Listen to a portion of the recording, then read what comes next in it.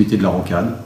Et entre la Rocade et puis des quartiers d'habitation, une médiathèque qu'ils ont rénové aussi ces dernières années. Donc ça c'est un projet qui est né d'une collaboration, qui est né surtout d'un partenariat. Partenariat avec un promoteur, on a été contacté il y a à peu près 4 ans par le groupe Kermarec, un groupe de promotion familiale dont les bureaux sont juste à côté, qui connaissaient bien ce territoire et qui ont eu l'idée finalement de proposer à la ville de pousser cette partie de la ZAC, un petit peu comme on aurait poussé un macrolot, de manière autonome. Et donc on a commencé à réfléchir à l'avenir du site et à rentrer dans une dynamique de projet avec la ville.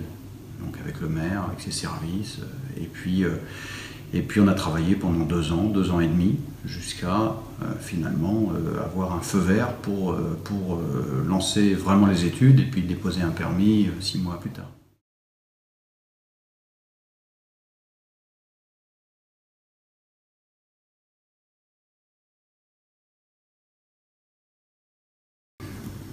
Le programme de convergence, parce que c'est le nom qui a été donné au projet, il consiste en l'articulation dans un même quartier. On est à peu près sur 2 hectares, un petit peu moins de 2 hectares. Et on a une résidence service senior de 100 appartements. On a du logement en accession, logement collectif. On a du logement en locatif social également. À peu près 75 logements de chaque, donc ça fait 150 logements. On a également 3 maisons individuelles, des maisons de ville qui viennent faire la couture avec le tissu existant au nord du site. Et enfin, et ça ce sera une dernière étape parce que pour l'instant il y a encore un commerce qui était en fonction pour encore 2 ans.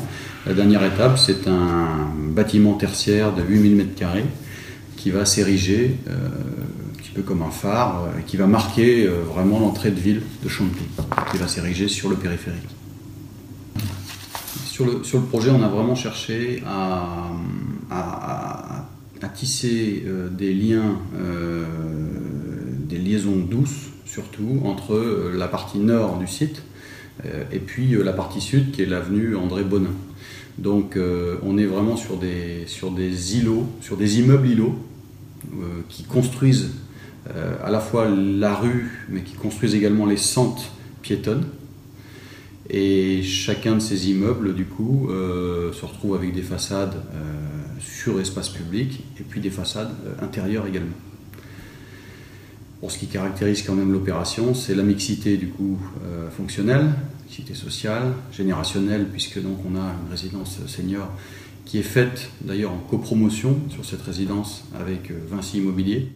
Projet qui est porté qui au départ est porté par la ville. C'est une volonté politique de faire les choses, que la ville se renouvelle sur elle-même, mais en même temps, on va dire qu'il est piloté par une équipe de promoteurs, d'architectes.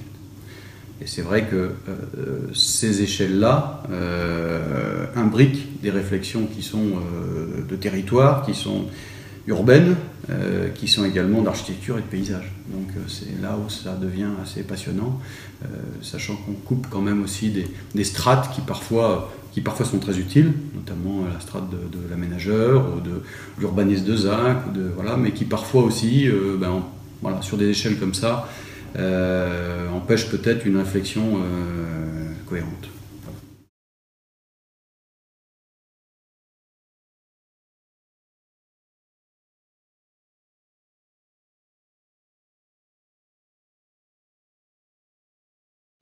Alors, ce qu'il faut savoir, c'est que le projet Convergence par rapport au déploiement du BIM dans l'atelier Arco, ça a été en fait le projet pilote, le déclencheur.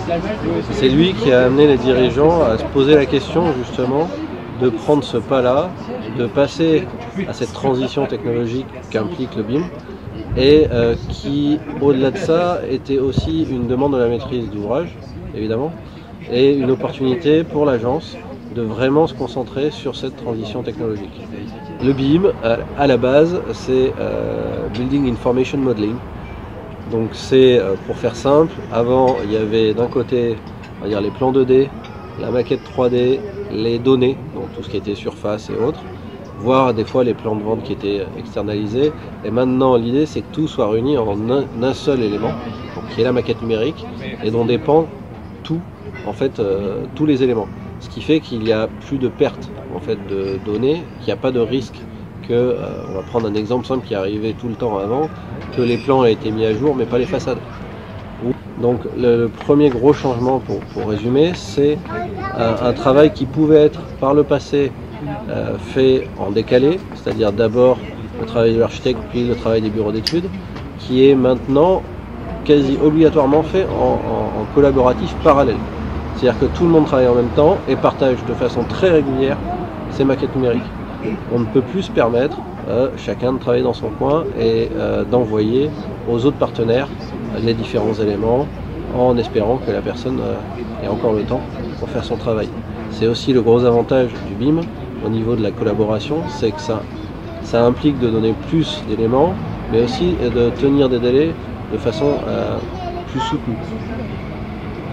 Donc après, au niveau donc, collaboration, ça a été une petite révolution pour une partie des partenaires, mais finalement, après un certain nombre de discussions initiales, tout le monde est arrivé à travailler très bien conjointement et en équipe, et je pense que ça a été très bien ressenti au final par toute l'équipe. Donc sur Convergence, on le voit déjà donc, au niveau de la préparation du chantier. Ça aide énormément nous, notre pôle chantier en interne, qui donc la démarche BIM est intégrée sur ce chantier-là. En tout cas, c'est notre volonté, nous, de notre côté. Ça dépendra évidemment des entreprises qui seront retenues.